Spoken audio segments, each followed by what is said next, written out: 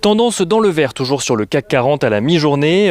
L'indice parisien avance prudemment alors que la nouvelle souche de Covid-19 découverte au Royaume-Uni fait craindre aux investisseurs de nouveaux impacts sur l'économie mondiale. Le blocus sanitaire au Royaume-Uni a par exemple comme impact immédiat le blocage de nombreux camions à la frontière de part et d'autre de la Manche. Afin de permettre aux chauffeurs routiers coincés en Angleterre de revenir sur le territoire français, Boris Johnson a d'ailleurs prévu de faire réaliser une vaste campagne de tests dans les prochains jours. Londres et Paris assurant chacun de leur côté travailler à la reprise des échanges rapidement. L'OMS se veut cependant rassurante de son côté sur cette nouvelle souche de Covid-19. Elle assure que celle-ci est similaire à celle déjà identifiée au Danemark ou même en Australie et estime que les vaccins développés par Pfizer et BioNTech d'un côté et Moderna de l'autre sont probablement efficaces contre cette évolution du virus. BioNTech qui annonce d'ailleurs qu'il ne lui faudrait que 6 semaines supplémentaires pour fournir un nouveau vaccin en cas de mutation du virus. L'OMS qui rappelle également que si le coronavirus mute, il le fait à un rythme moins rapide que la grippe saisonnière et que cela fait partie de l'évolution normale d'une épidémie. À noter au-delà des craintes sanitaires que décembre pourrait bien être le mois de la finalisation des accords suivis par les investisseurs depuis de nombreux mois.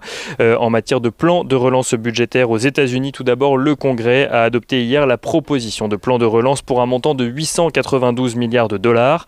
Projet de loi qui doit à présent être ratifié par Donald Trump, ce qui ne devrait pas trop poser de problème alors que celui-ci s'est déclaré favorable au texte qui prévoit notamment le versement d'une aide directe aux plus vulnérables ainsi qu'une revalorisation des allocations chômage.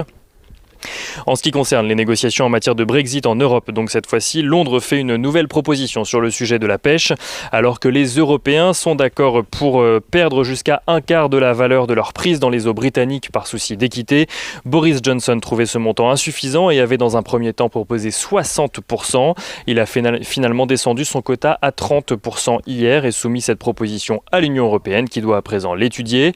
Et avant de passer aux valeurs à la Bourse de Paris, on notera que les autres bourses européennes sont dans le vert également à la mi-journée. Le FTSE s'accorde même une légère hausse alors que le Nasdaq navigue lui aux alentours des 1%. Côté valeurs donc à présent à la Bourse de Paris, les valeurs qui reculaient le plus hier sont dans le palmarès de tête aujourd'hui. À noter Unibail Rodamco Westfield mais aussi les bancaires ou encore les valeurs automobiles qui signent les plus fortes hausses de l'indice. Air France reprend quelques couleurs également. Et s'il y a quelques valeurs en baisse à la mi-journée sur l'indice parisien, celle-ci reste globalement modérée. La plus forte baisse de l'indice étant signé Airbus qui perd un peu plus de 0,6%. Airbus qui a déclaré qu'il risquait de perdre plus de 5 milliards de dollars de commandes d'avions si jamais le plan de restructuration de la dette d'Air Asia était mis en œuvre. Et on finit du côté des matières premières avec le pétrole qui s'apprécie à la mi-journée aux alentours des 50 $, l'once d'or aux alentours des 1870 $, tandis que l'euro-dollar est revenu sur son niveau des 1,22 $ pour 1 euro.